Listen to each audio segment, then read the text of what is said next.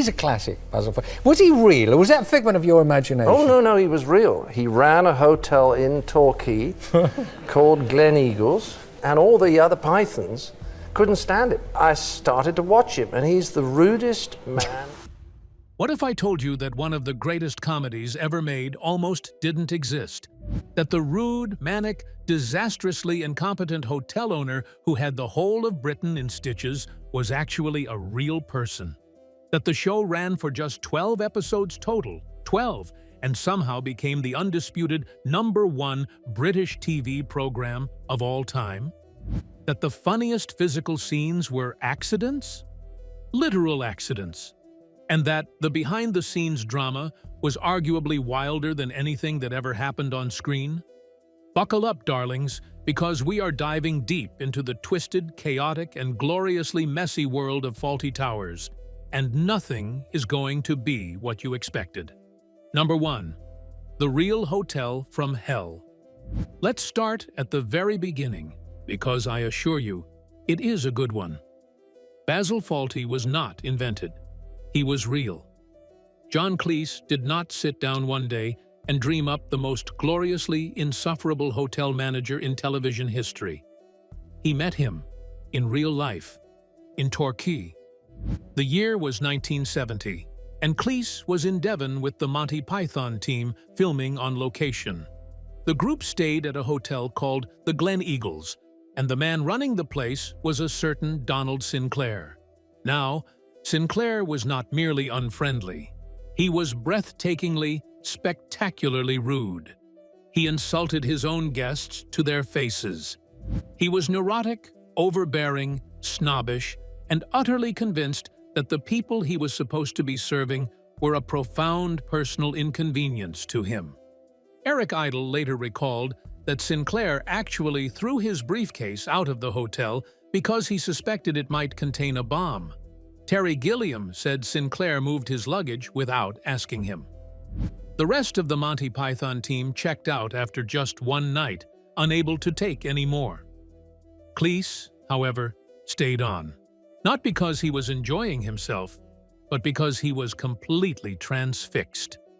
He watched Sinclair the way a naturalist watches a particularly exotic and hostile species in the wild, taking mental notes on every sneer, every withering aside, every magnificent act of customer hostility. He filed every detail away. 5 years later, Basil Fawlty walked onto British television, and the rest, as they say, is history. Donald Sinclair, for his part, always denied being the inspiration. Of course he did. Number 2. The town that inspired the madness. The show is set in Torquay for a reason, because that is exactly where the Glen Eagles Hotel stood. Torquay is a real seaside town in Devon on the so-called English Riviera, and the real Glen Eagles was a real hotel on Belgrave Road. The fictional Fawlty Towers carries all the hallmarks of the real thing: the faded grandeur, the desperate respectability, the sense that the building itself is slightly embarrassed by everyone in it. The actual Glen Eagles Hotel has since been demolished and replaced, but for decades it traded heavily on its connection to the show. Tourists made pilgrimages there. Donald Sinclair, to his dying day, remained deeply ambivalent about the whole affair. Number 3. The divorced duo behind the genius. Here is where things get properly juicy. John Cleese co-wrote every single episode of Fawlty Towers, all 12 of them, with his then-wife, Connie Booth. Connie also played Polly, the sensible chambermaid who was essentially the only fully functional human being in the entire building.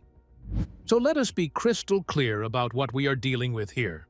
A husband and wife were writing a show in which the husband played a man driven to screaming, sweating, eye-bulging madness, partly by his domineering, withering, magnificently contemptuous wife, while the actual wife sat next to him at the writing desk and helped craft every line of that wife's dialogue. The therapeutic implications alone are genuinely staggering.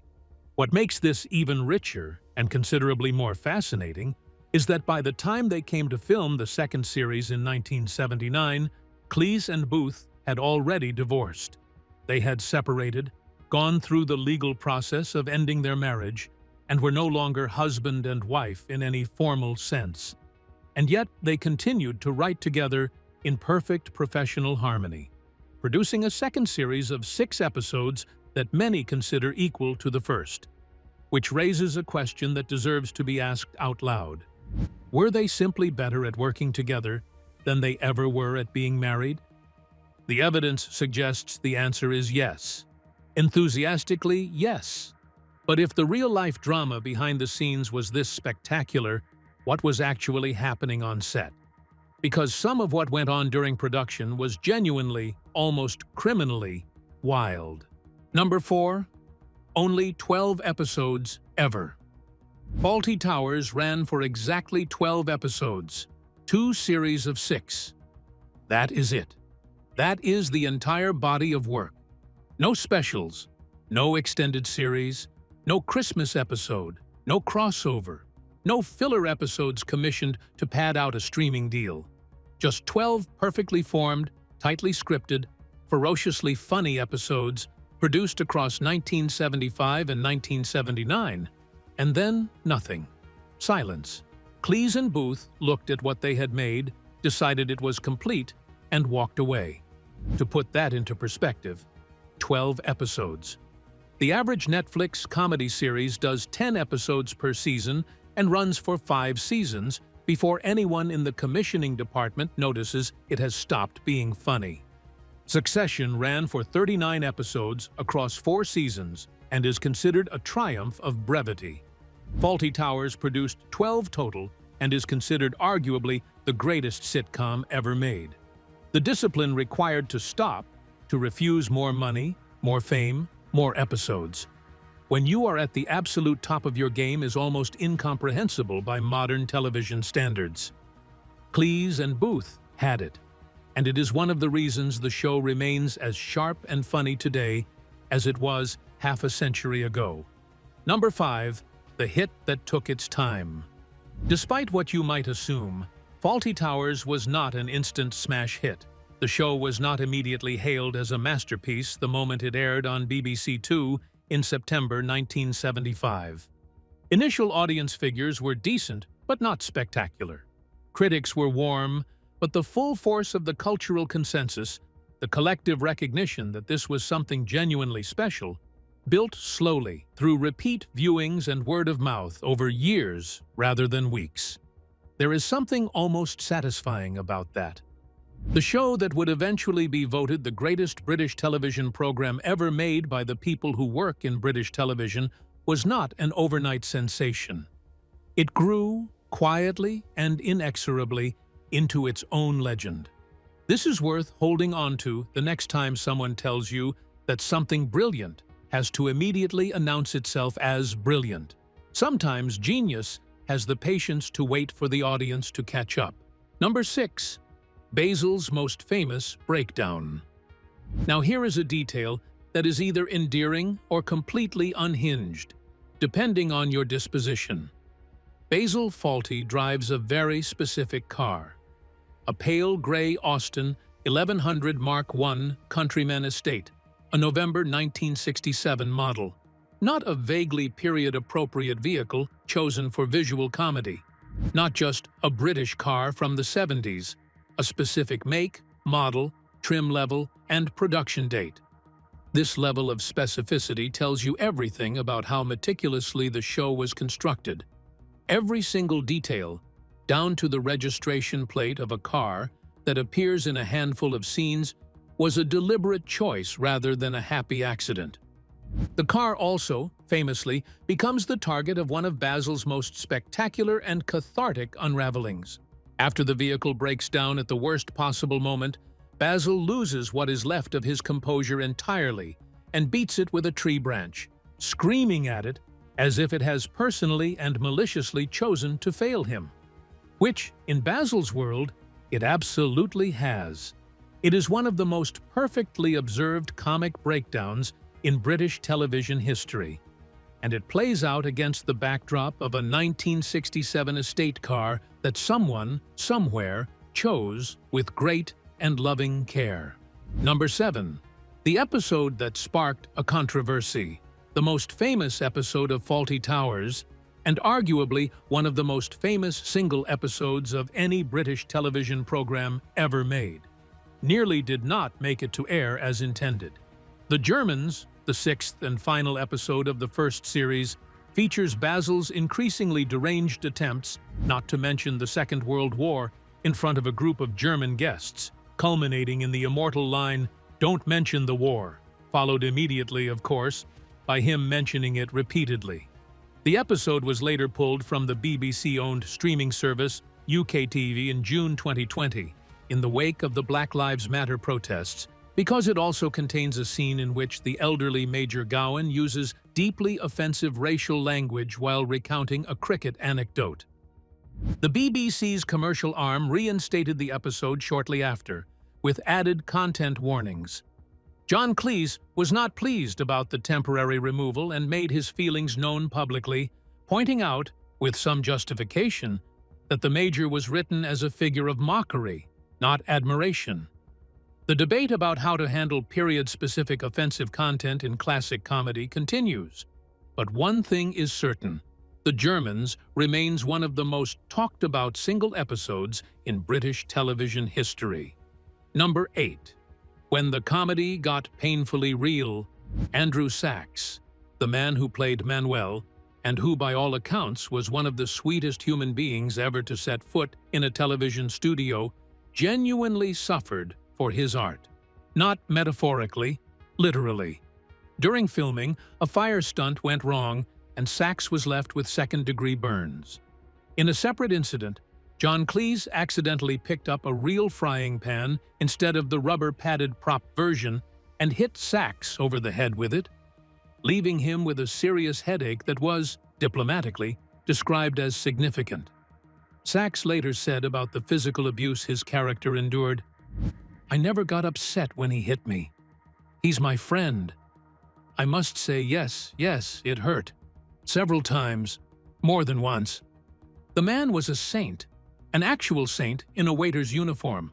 So the cast was getting genuinely injured. The writers were divorced, but still working together.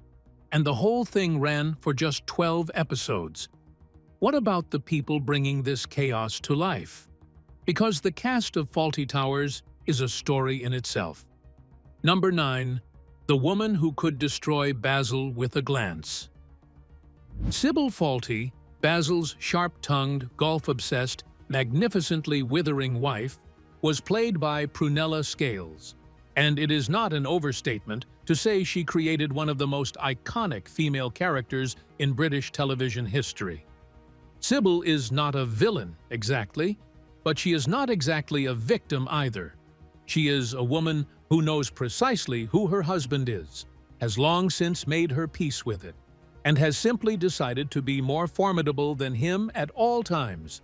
She plays golf, she talks on the phone, she administers Basil's life with the brisk efficiency of someone who learned long ago that love and competence are not always compatible in another person, and has chosen to live with competence. Prunella Scales brought a laser-like comic precision to the role. The timing, the withering tone, the way she could convey absolute disdain with barely a facial movement. The role required her to be simultaneously monstrous and completely understandable, and she pulled it off episode after episode with what looked like effortless mastery.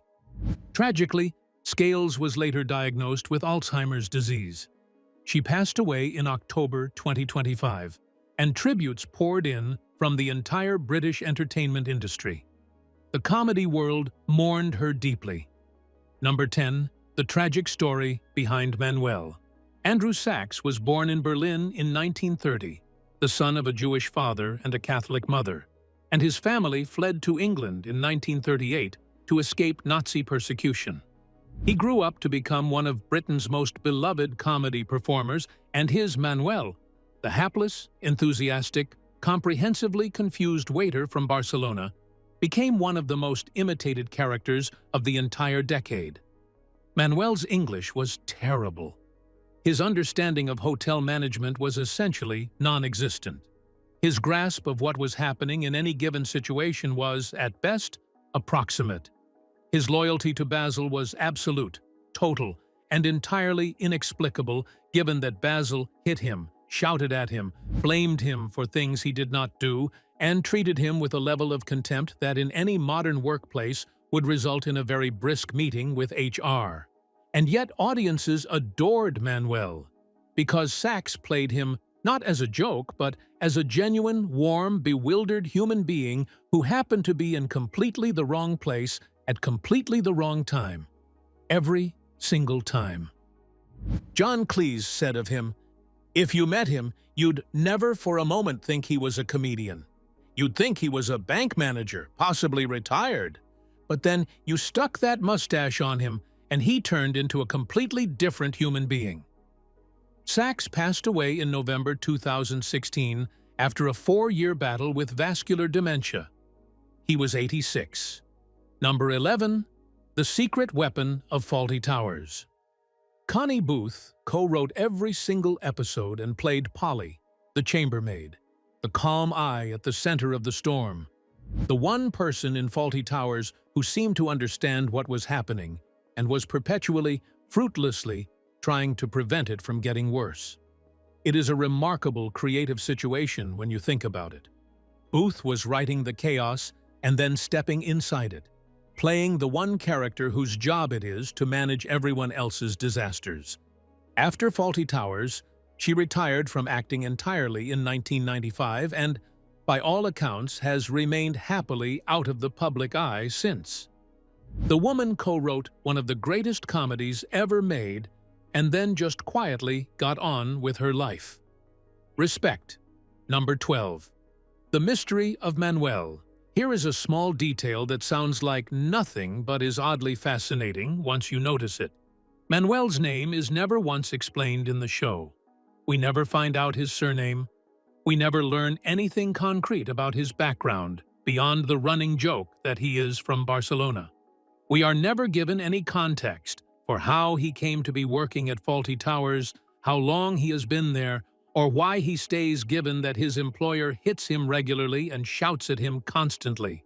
He is simply Manuel, and everyone addresses him as Manuel, and that is the beginning and end of it. He exists, fully formed, inside the chaos of the hotel, without backstory or explanation. In a show as meticulously constructed as Fawlty Towers, where every line, every prop, every plot thread is precisely engineered, this feels less like an oversight and more like a deliberate creative choice. Manuel exists in a kind of permanent present tense, defined entirely by what is happening to him right now, which is almost always something catastrophic. He does not need a past. He barely has time for a present. The characters were brilliant, the writing was surgical, and the performances were extraordinary. But what does it all add up to in terms of legacy? Because the answer to that question is even more ridiculous than you might expect. Number 13. Crowned the greatest of all time. In the year 2000, the British Film Institute compiled a list of the 100 greatest British television programs of all time. The poll was voted on by over 1,600 television industry professionals, writers, directors, producers, critics, executives, people who had spent their entire careers working inside British television and who knew the landscape better than anyone. This was not a public vote. This was the industry judging itself. And at the top of that list, above dramas, documentaries, news programs, landmark serials, above everything British television had produced in nearly 50 years of broadcasting, sat Fawlty Towers. 12 episodes, made in the 1970s, by a divorced couple who used to be married to each other, starring a cast of 4 main characters and a rotating cast of disgruntled guests. The people who made British television for a living looked at everything that had ever been made and said, That is the best of it. In 2019, a Radio Times panel of comedy experts reached the same conclusion, naming it the greatest British sitcom of all time, ahead of Father Ted, Blackadder, I'm Alan Partridge, and Only Fools and Horses. The show does not merely have a legacy. In a very real sense, it is the standard against which everything else gets measured. Number 14. The awards never stopped coming.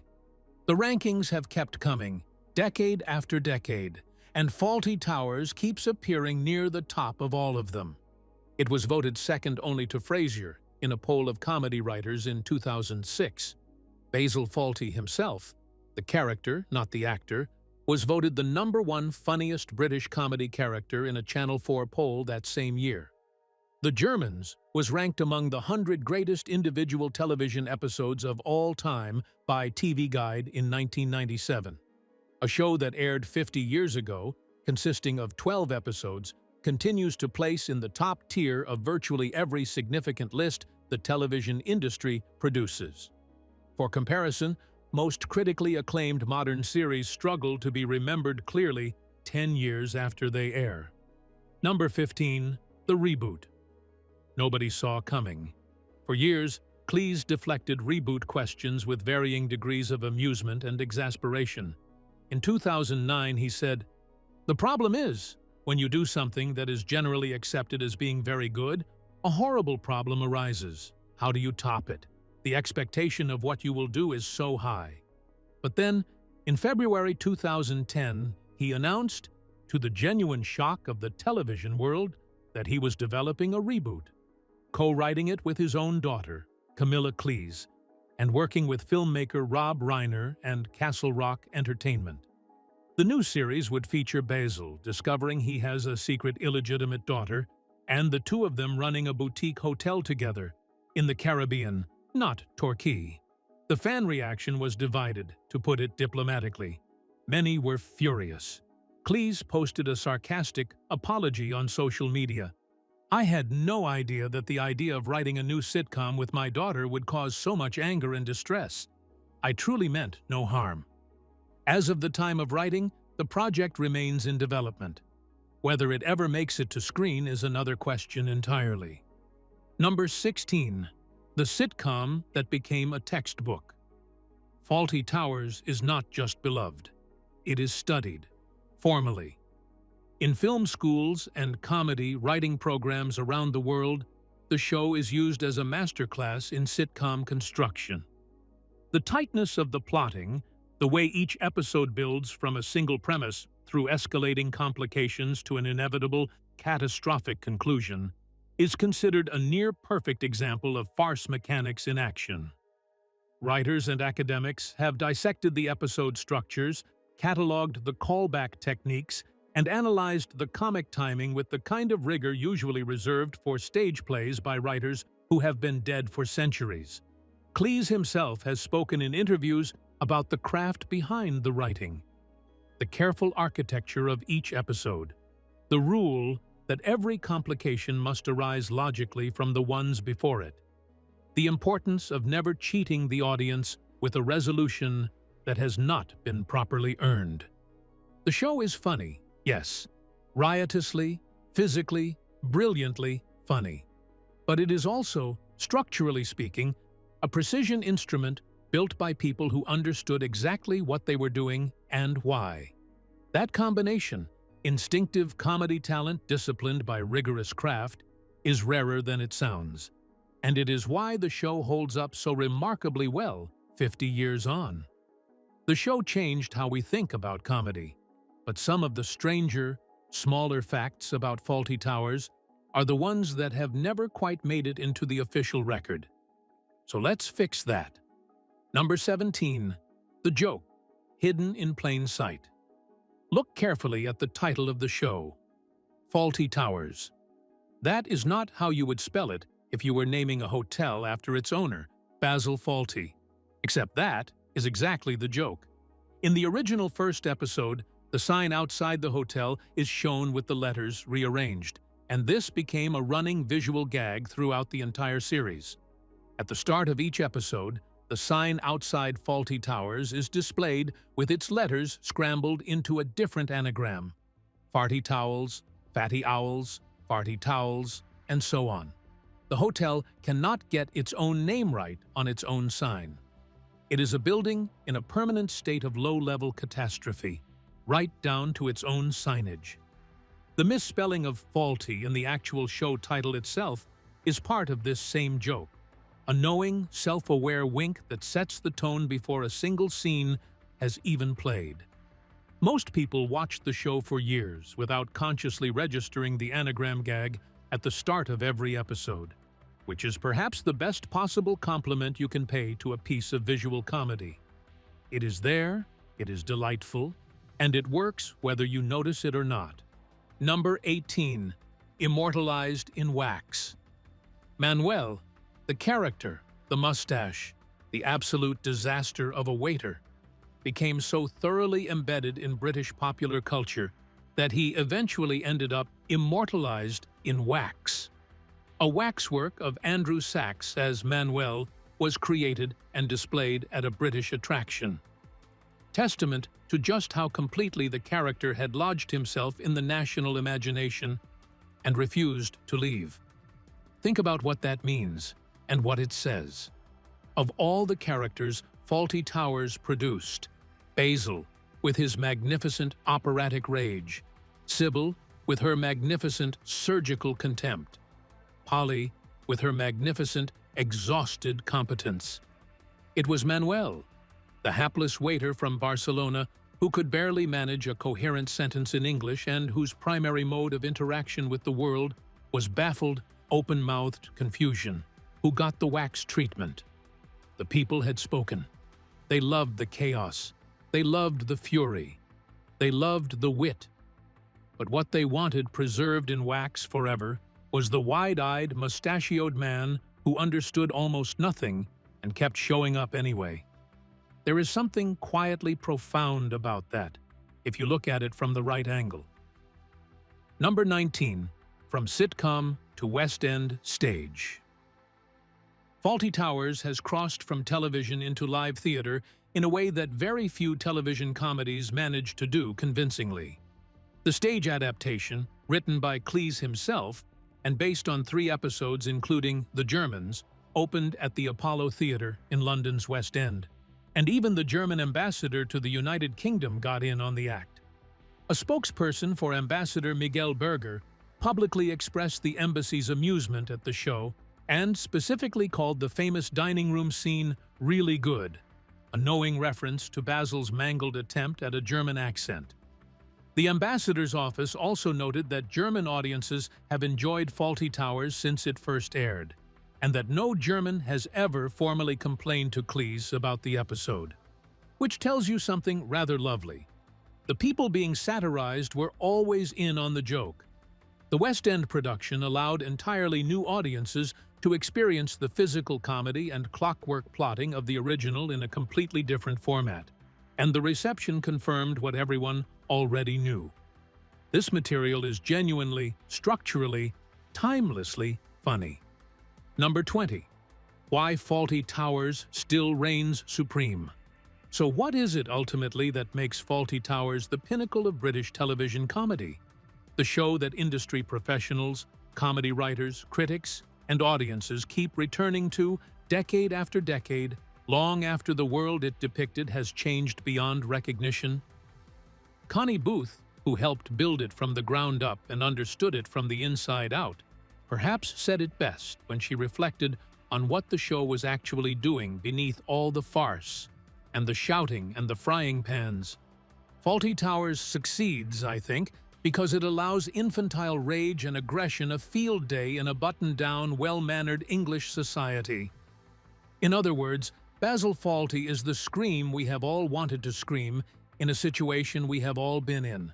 A world where things are supposed to work properly and absolutely, infuriatingly, cosmically, never do. A world where the gap between expectation and reality is not a crack but a chasm, and the only honest response is a kind of magnificent, entirely impotent fury. He is unhinged. He is monstrous. He is catastrophically, reliably, almost impressively bad at everything he attempts. He is also, if you are being honest with yourself at 2 in the morning, recognizable. We have all been Basil.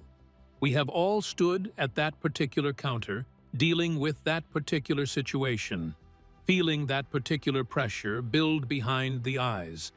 Most of us just had the good sense, and possibly the lack of opportunity, not to act on it the way he does. Basil acts on it every single episode. And somehow, watching him do it is one of the most purely joyful experiences British television has ever provided. 12 episodes, 50 years, still number one. Some things really are just perfect. And that is 20 facts about Fawlty Towers. 12 episodes, 2 series, 1 real-life rude hotel manager who spent the rest of his life insisting he was nothing of the sort. A frying pan that was absolutely supposed to be a prop and absolutely was not. A divorce that somehow produced better television than the marriage that preceded it. Letters scrambled on a sign that half the audience never consciously registered. And a legacy that has outlasted almost everything else British television has ever made. The show is a precision instrument built by 2 people who understood comedy at a molecular level, performed by a cast who committed to the material so completely that the injuries were real and the love for the show clearly was too. It is remembered by an entire nation and by audiences far beyond it, with the kind of genuine warmth usually reserved for things that found you when you were young and never entirely let go. If you have never watched Fawlty Towers, this is your sign. Start with The Germans. You will understand everything you need to understand within the first 5 minutes, and you will have watched the entire first series by the end of the weekend. If you have already watched it, watch it again. It is different at 40 than it was at 20, and different at 20 than it was at 10. And that is the mark of something that actually, genuinely, properly means something. Drop your favorite Basil Fawlty moment in the comments below. We all have one. Subscribe if you want more of exactly this kind of thing, and we will see you in the next one.